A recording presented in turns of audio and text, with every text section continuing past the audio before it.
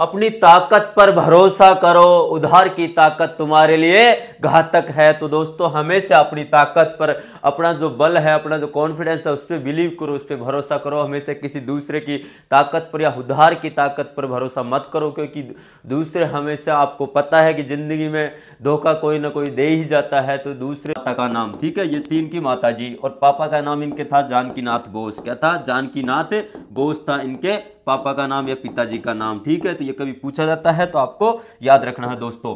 अब यहाँ से इंपॉर्टेंट क्वेश्चन कई सारे बनते हैं। इनकी मृत्यु की बात की जाती है तो 18 अगस्त 1945 को, कब? 18 अगस्त 1945 को इनकी मृत्यु की तारीख बताते हैं, शहीद की तारीख बताते हैं, लेकिन वो वेरीफाइड नहीं है कि विमान दुर्घटना में इनकी मौत बताई जाती है 18 अगस्त 1945 को ताइवान में, लेकिन अभी तक वेरीफाइड नहीं किया गया है। भारत सरकार ने भी इस चीज़ को नहीं माना है। कई कमेटी बैठी है, लगभग 250 फाइलें बनाई गई है, लेकिन वो आज तक सार्वजनिक नहीं की गई। उनमें कई सारे राज दफन हैं, ठीक है दोस्तों। तो 18 अगस्त 1945 को उनकी बताते हैं। इसके अलावा जो फैक्ट्स हैं इनके बारे में, अभी जो इंपॉर्टेंट फैक्ट्स बनेंगे उनके बारे में हम बात करें तो हाल ही में भारत सरकार ने इनकी जयंती के दिन, कब? जयंती के दिन 23 जनवरी को पराक्रम दिवस मनाने की घोषणा की है। कौन सा दिवस है? पराक्रम दिवस मनाने की घोषणा की है 2021 से, ये की है भारत सरकार ने। अब यहाँ पे तृणमूल कांग्रेस सरकार है, कहाँ पे? पश्चिम बंगाल में ममता बनर्जी की, उन्होंने इसे राष्ट्रीय देश नायक दिवस मनाने की घोषणा की है।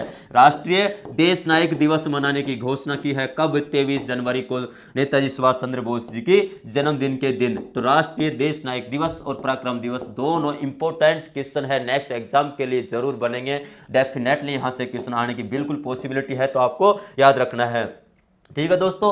इनके अलावा यहाँ पर एक और ट्रेन है कालका मेल एक्सप्रेस, उसका नाम भी इनके नाम पे रखा गया है। किसका? कालका मेल एक्सप्रेस का। तो कालका मेल एक्सप्रेस का मैंने लास्ट वीडियो में बताया, तो इनका नाम भी नेताजी सुभाष चंद्र बोस के नाम पर नेताजी एक्सप्रेस रखा गया है। क्या रखा गया है? नेताजी एक्सप्रेस। तो करंट के 3 इनसे रिलेटेड मोस्ट इंपोर्टेंट क्वेश्चन है। तो कालका मेल एक्सप्रेस है, उनका नाम नेताजी सुभाष चंद्र बोस के नाम पर नेताजी एक्सप्रेस रखा गया। ये वही ट्रेन है जिसमें बैठकर ये उधर कालका से दिल्ली पहुंचे थे, दिल्ली, और इसी ट्रेन के बाद ये जो स्टेशन था यहाँ पे धनबाद में, उस स्टेशन से ये गायब हो गए थे, मतलब वहां से अंग्रेजों की नजरों से दूर हो गए थे, मतलब गायब हो गए थे, भूमिगत हो गए थे। तो धनबाद में इनके नाम नेताजी सुभाष चंद्र बोस के नाम पर नेताजी सुभाष चंद्र बोस जंक्शन भी है। कहाँ है? धनबाद झारखंड में जंक्शन है, ये याद रखना। तो नेताजी सुभाष चंद्र बोस जंक्शन कहाँ है? झारखंड में है, धनबाद जो जिला है वहां पे है, ठीक है। तो इनकी ट्रेन का नाम तो कालका मेल एक्सप्रेस के नाम पर रखा गया है, इस चीज को याद रखना। तो नेताजी एक्सप्रेस रखा है, कालका मेल एक्सप्रेस का नाम,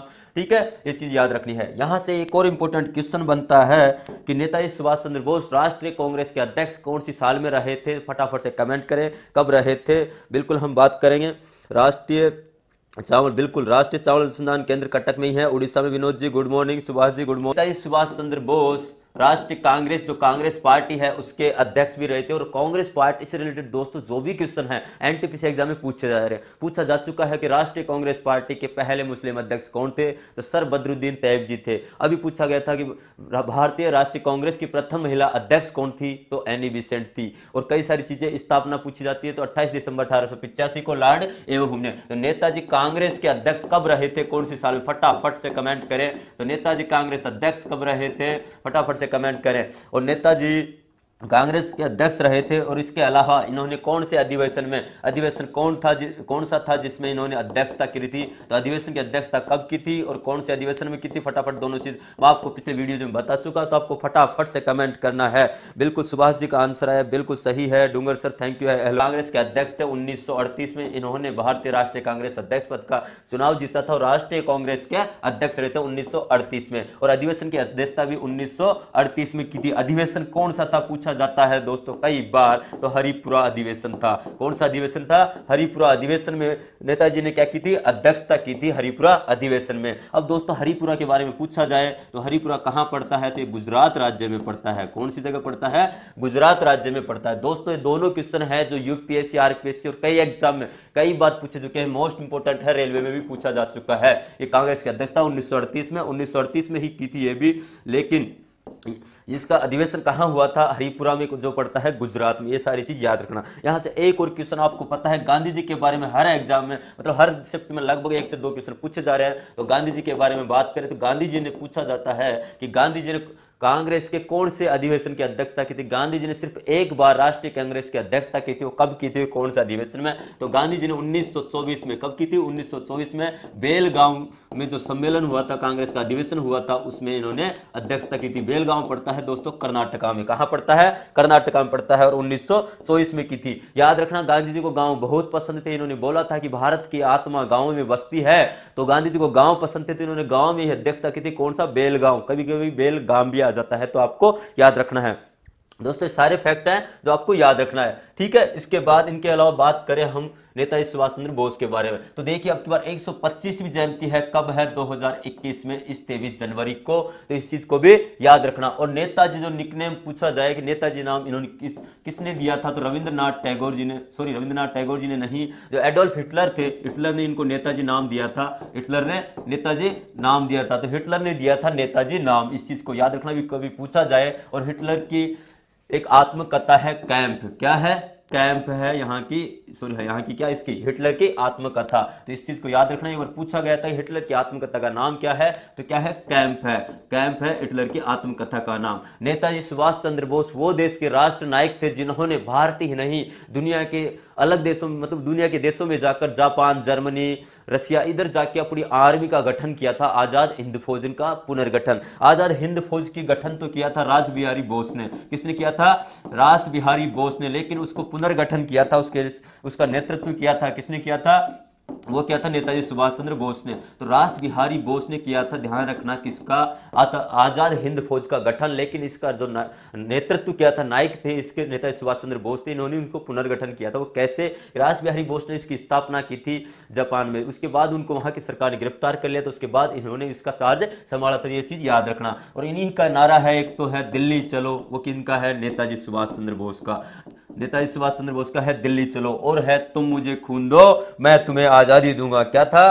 तुम मुझे खून दो मैं तुम्हें आजादी दूंगा। तो तुम मुझे खून दो मैं तुम्हें आजादी दूंगा। तुम मुझे खून दो मैं तुम्हें आजादी दूंगा।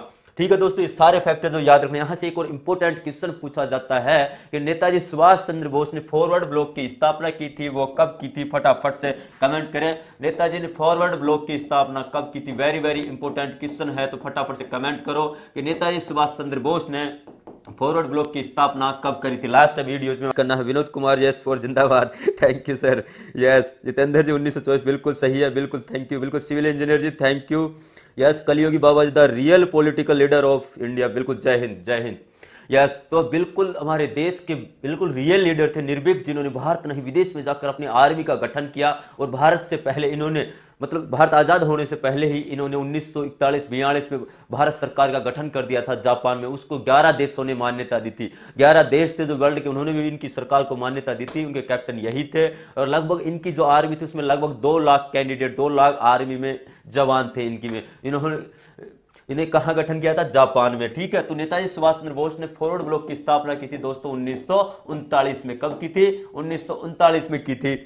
आपको पता है 1938 में ये बने थे कांग्रेस के अध्यक्ष। अधिवेशन की अध्यक्षता भी की थी 1938 में। लेकिन इसके बाद जब नेक्स्ट ईयर कांग्रेस की अध्यक्षता का चुनाव हुआ तो महात्मा गांधी, जवाहरलाल नेहरू, इनसे मतभेद होने के कारण इन्होंने कांग्रेस छोड़ दी। कब? 1939 में। जीत भी चुके थे चुनाव, लेकिन राजनीति हो गई वहां पे बहुत बड़ी। और कांग्रेस के जो गांधी नेहरू थे वो नहीं माने, उन्होंने मना कर दिया इनको कि हम आपके साथ नहीं है। तो जो कार्यकारिणी थी कांग्रेस, उन्होंने इस्तीफा दे दिया। उसके बाद ये इन्होंने भी कांग्रेस के अध्यक्ष पद से इस्तीफा दे दिया। और 1938 के बाद 1939 में इन्होंने फॉरवर्ड ब्लॉक की स्थापना की। ये क्वेश्चन भी यूपीएससी, आरपीएससी और रेलवे एग्जाम कई बार पूछा जा चुका है, तो ध्यान रखना इन्होंने ही की थी फॉरवर्ड ब्लॉक की स्थापना। तो सारे फैक्टर जो आपको याद रखना है।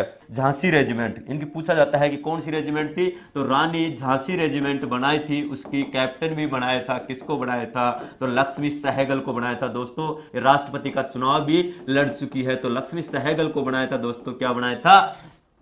रानी झांसी रेजिमेंट बनाई थी। महिलाओं के लिए यूनिट बनाई थी कि जो महिला है आर्मी में शामिल हो सकती है, उनके लिए अलग टुकड़ी बनाई थी। उसकी जो कैप्टन थी, कैप्टन लक्ष्मी सहगल थी। इस चीज को याद रखना। इन्होंने अपनी आर्मी में 3 टुकड़ी बनाई थी। रानी झांसी रेजिमेंट, एक गांधी रेजिमेंट, नेहरू रेजिमेंट। ठीक है, इस चीज को भी याद रखना। तो इतने सारे फैक्ट्स जो आपको याद रखना है। आप चाहो तो इसका स्क्रीनशॉट ले सकते हो। सारे वेरी वेरी इंपॉर्टेंट क्वेश्चन है। लास्ट एग्जाम में बार बार रिपीट हुए क्वेश्चन आएंगे, क्योंकि अभी मुद्दा इनका चर्चा में है। यहाँ पे चुनाव हो रहे बंगाल में, तो वहां पे भारत सरकार ने पराक्रम दिवस दिवस राष्ट्रीय देश नायक दिवस बनाने की घोषणा की है। ये बंगाल सरकार ने की है, पूछा जाए तो ध्यान रखना।